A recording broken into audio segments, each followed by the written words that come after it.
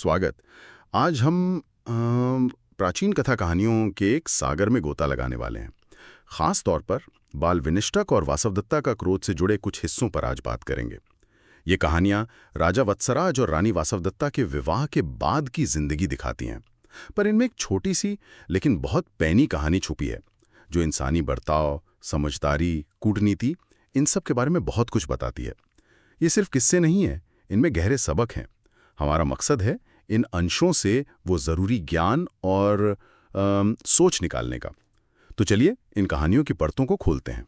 हाँ, और दिलचस्प बात यह है कि कैसे बड़े बड़े शाही जश्न और प्रेम कहानियों के बीच में भी मतलब निजी टकराव, दिमागी चालें और इंसानी जज्बात की जो उलझनें हैं वो बुनी हुई हैं। बाल विनिष्टक की कहानी तो छोटी सी लगती है, पर इसके मायने बहुत गहरे हैं। ये दिखाती है कि कैसे मामूली सी लगने वाली बातें भी बड़ा असर डाल सकती हैं, और ये भी कि हर किसी को खुश रखना या संतुष्ट करना वाकई कितना मुश्किल काम है, चाहे वो एक बच्चा ही क्यों ना हो। सही कहा। कहानी की शुरुआती होती है मंत्री युगंधरायण की चिंता से। वो अपने साथी मंत्री रुमणवान से कहते हैं कि देखो, सबको खुश रखना तो बहुत ही मुश्किल काम है। एक छोटा सा नाराज बच्चा भी मन में बड़ी खटास और परेशानी पैदा कर सकता है। और अपनी इसी बात को समझाने के लिए वो बाल विनष्टक की ये कहानी सुनाते हैं। कहानी है एक ब्राह्मण रुद्र शर्मा की। उनकी 2 पत्नियां थीं। पहली पत्नी एक बेटे को जिंद देकर गुजर जाती हैं। रुद्र शर्मा बेचारे बच्चे को पालने के लिए दूसरी पत्नी यानी सौतेली माँ के हवाले कर देते हैं। लेकिन होता क्या है, सौतेली माँ बच्चे के साथ अच्छा बर्ताव नहीं करती, उसे रूखा सूखा बचा खुचा खाना देती हैं। नतीजा ये होता है कि बच्चा बेचारा दुबला पतला सा, बड़े पेट वाला, जैसे कुपोषण का शिकार हो वैसा दिखने लगता है। जब रुद्र शर्मा अपनी पत्नी से पूछते हैं कि भाई ये बच्चा ऐसा क्यों है, तो वो बड़ी सफाई से झूठ बोल देती है। कहती है, मैं तुझे बड़े लाड़ प्यार से रखती हूँ, पर ये ऐसा ही रहता है, शायद इसकी प्रकृति ही ऐसी है। और कमाल देखिए, रुद्र शर्मा उसकी बात पे यकीन भी कर लेते हैं। स्रोत में यहाँ एक टिप्पणी भी है, थोड़ी चौंकाने वाली लग सकती है आज के जमाने में। स्त्रियों के झूठे और मोहकारी वचनों को कौन नहीं मान जाता। क्या कहेंगी इस टिप्पणी पर? ये उस समय की सोच दिखाती है या कुछ और? देखिए, ये टिप्पणी निश्चित रूप से उस समय के सामाजिक नजरिए का एक पहलू तो दिखाती ही है। हो सकता है ऐसी धारणाएं प्रचलित थीं, लेकिन हमें इसे कहानी के संदर्भ में देखना चाहिए। यहाँ ये सौतेली माँ की चालाकी और पिता का जो भोलापन है, या कहें कि उनका सहज विश्वास कर लेना, उसको उजागर करने के लिए इस्तेमाल हुई है। पर कहानी का असली केंद्र तो वो बच्चा है, सिर्फ 5 साल का है, लेकिन उसकी समझ देखिए जरा। वो साफ देख रहा है कि सौतेली माँ अपने सगे बेटे का तो ध्यान रखती है, उसे अच्छा खाना देती है, पर उसके साथ भेदभाव करती है, उसे कष्ट देती है।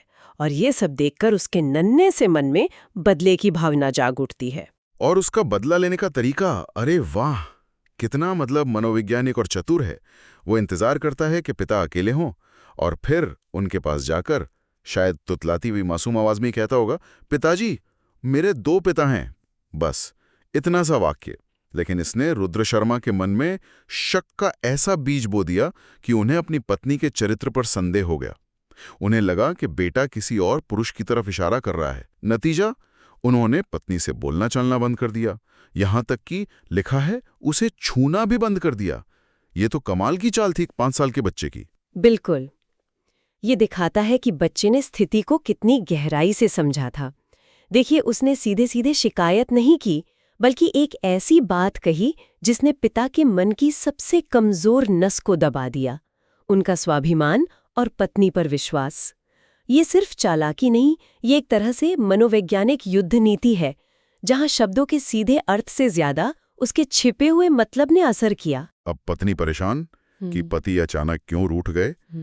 उसे समझते देर नहीं लगती कि ये जरूर उसी सौतेले बेटे बाल विनष्टक, जिसका बचपन नष्ट हो गया हो, जैसा उसका नाम ही पड़ गया था, उसी की कारस्तानी है।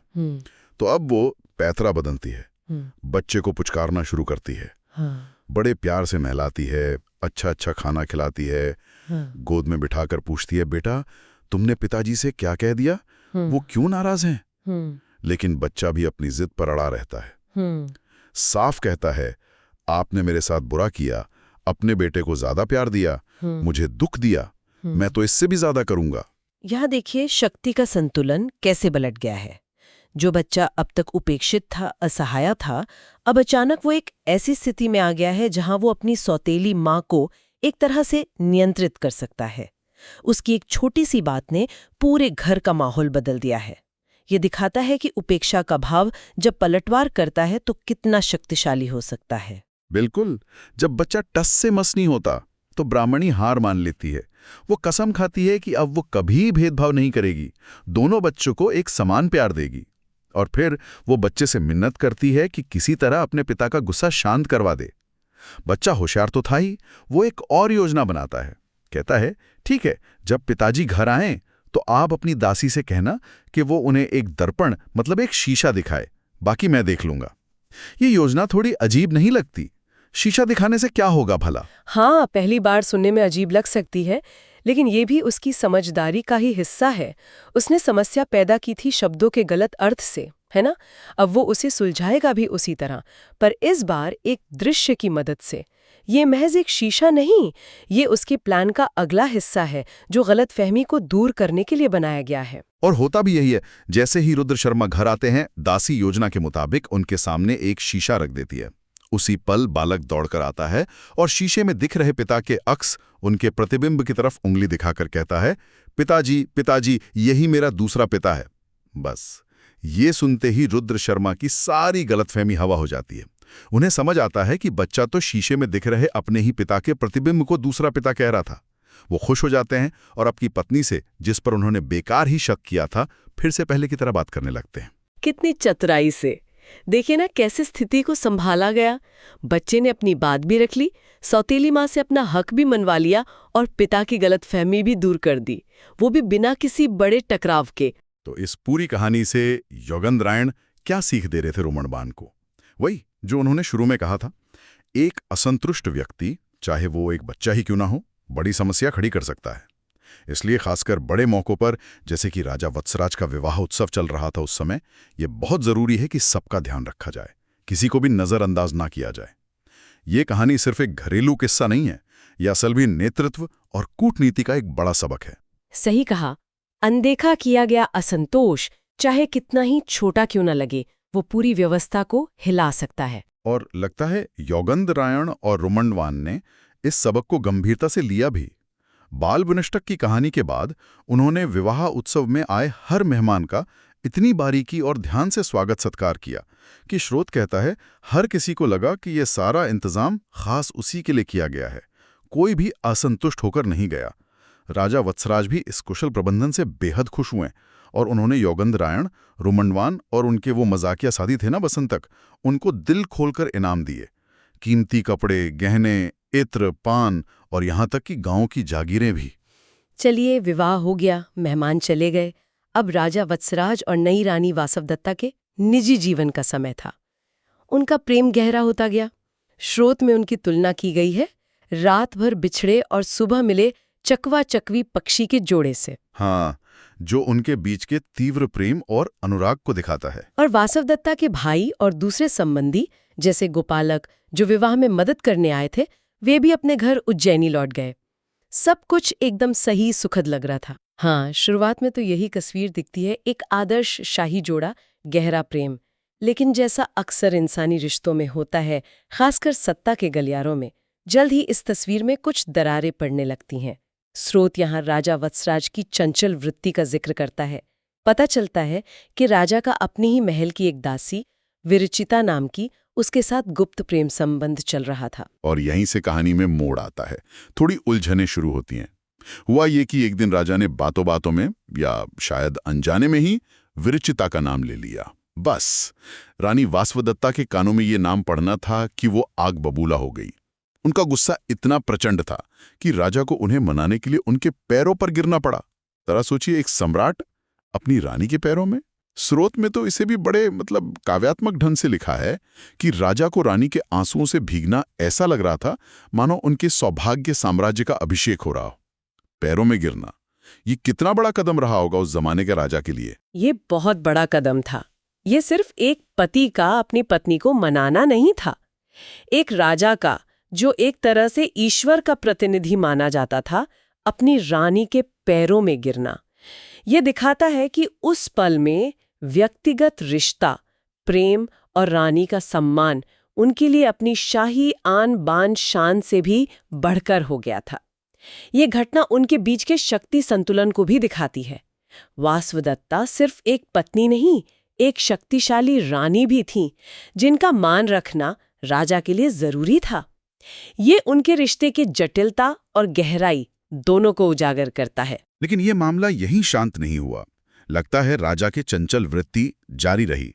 एक और प्रसंग आता है जो रानी के गुस्से को और भी ज्यादा भड़का देता है। इस बार वासवदत्ता के भाई गोपालक ने ही अपनी बहन के लिए उपहार के तौर पर एक राजकुमारी भेजी, जिसका असली नाम तो बंधुमती था, पर उसे मंजुलिका नाम से छुपाकर भेजा गया था। स्रोत कहता है कि वो इतनी ज्यादा खूबसूरत थी मानो लावण्य यानी सुंदरता के समुद्र से निकली हुई लक्ष्मी हो। और राजा वत्सराज उन्होंने इस नई राजकुमारी से गांधर्व विधि से यानी सबसे छिपाकर गुप्त विवाह कर लिया। हाँ, ये मामला पिछले वाले से ज्यादा गंभीर रहा।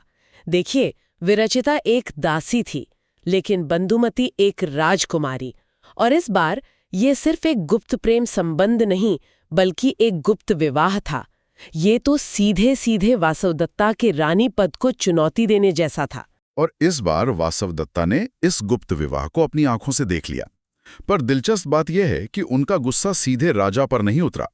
इस बार उनके गुस्से का निशाना बना राजा का वो मजाकिया दोस्त वसंतक। शायद रानी को लगा कि वसंतक ही इस सब का सूत्रधार है। उसी ने राजा को उकसाया होगा। वो वसंतक पर इतनी नाराज हुई कि उसे तुरंत बंधवाकर कारागार में डलवा दिया। राजा की बजाय उनके दोस्त को सजा। ऐसा क्यों? इसके कई कारण हो सकते हैं। हो सकता है रानी के लिए सीधे राजा से टकराना मुश्किल हो, या वो रिश्ते को और बिगाड़ना ना चाहती हो।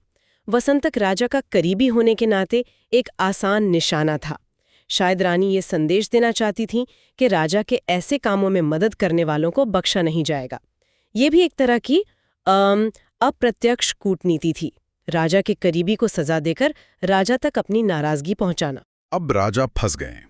नई पत्नी भी है, पुरानी रानी बेहद गुस्से में है और जिगरी दोस्त जेल में है। इस मुसीबत से निकलने के लिए राजा ने फिर एक तिकड़म लगाई। उन्होंने मदद मांगी एक ऐसी सन्यासिनी से जो वासवदत्ता के ही मायके यानी पितृकुल से संबंध रखती थीं, परिव्राजिका सांकृत्यायनी। राजा ने पहले किसी तरह सांकृत्यायनी को खुश किया, उन्हें अपनी तरफ किया और फिर उनसे अनुरोध किया कि वो महारानी वासवदत्ता को समझाएं। ये मध्यस्थ भी बड़े सोच समझकर चुना गया। बिल्कुल, ये एक बहुत ही चतुर कूटनीतिक चाल थी। सांकृत्यायनी न सिर्फ एक सम्मानित सन्यासिनी थी, बल्कि वासवदत्ता के अपने कुल से थीं। उनकी बात का वजन होना लाजमी था और उनका प्रभाव काम कर गया। सांकृत्यायनी के समझाने पर वासवदत्ता मान गई। उन्होंने नई राजकुमारी बंधुमती को राजा के लिए स्वीकार कर लिया, यानी एक तरह से अपनी सौतन के रूप में अपना लिया, और साथ ही वसंतक को भी माफ करके जेल से रिहा कर दिया। और यहां स्रोत एक और टिप्पणी करता है, सती स्त्रियों का हृदय कोमल होता है। क्या वाकई ये हृदय की कोमलता थी या उस समय की सामाजिक सच्चाई थी जहां एक रानी के पास शायद अपने पति के दूसरे विवाह को स्वीकार करने के सिवा कोई और चारा नहीं था और इसे हृदय की कोमलता का नाम दे दिया गया? ये एक बहुत महत्वपूर्ण सवाल है। शायद कोमलता शब्द पूरी कहानी नहीं कहता। ये उस युग की सामाजिक मजबूरियां, एक रानी के तौर पर राज्य की स्थिरता बनाए रखने की जिम्मेदारी और शायद रिश्तों को बचाने की एक व्यवहारिक कोशिश, इन सब का मिला जुला रूप हो सकता है। सांकृत्यायनी जैसी सम्मानित मध्यस्थ का दबाव भी रहा होगा। इसे सिर्फ कोमल हृदय कहकर सरलीकरण करना शायद सही न हो। ये एक जटिल स्थिति में लिया गया एक जटिल निर्णय था। तो इन सभी कथा अंशों को देखने के बाद हमने क्या सीखा? हमने देखा बालवेनष्टक की कहानी में कि कैसे एक छोटा उपेक्षित बच्चा भी अपनी बुद्धि और मनोवैज्ञानिक चालों से बड़ों के रिश्तों और फैसलों पर असर डाल सकता है। हमने जौगंतरायण की बात से सीखा कि सत्ता और रिश्तों में संतुलन बनाए रखना, सबको संतुष्ट रखना कितना नाजुक और मुश्किल काम है। वाकई। और फिर हमने वत्सराज वासवदत्ता के शाही विवाह की चमक के पीछे छिपी इंसानी सच्चाइयों को देखा। बेवफाई का दर्द, गुस्सा मनाने की कोशिशें, गुप्त विवाह और आखिर में एक तरह का समझौता। ये सब क्या दिखाता है? ये कहानियां सिर्फ पुराने वक्त के किस्से नहीं हैं। ये तो इंसानी फितरत के वो रंग हैं जो हमेशा से मौजूद रहे हैं। जलन, चतुराई, कूटनीति का इस्तेमाल और आखिर में किसी न किसी तरह सुलह करने की क्षमता, या फिर मजबूरी। आपने बिल्कुल सही सार निकाला। ये कथाएं हमें सिखाती हैं कि सतह के नीचे देखना कितना जरूरी है, चाहे वो हमारे निजी रिश्ते हों या कामकाज की दुनिया। लोगों की शब्दों के पीछे उनकी इरादे, उनकी भावनाएं, उनकी मजबूरियां छिपी हो सकती हैं।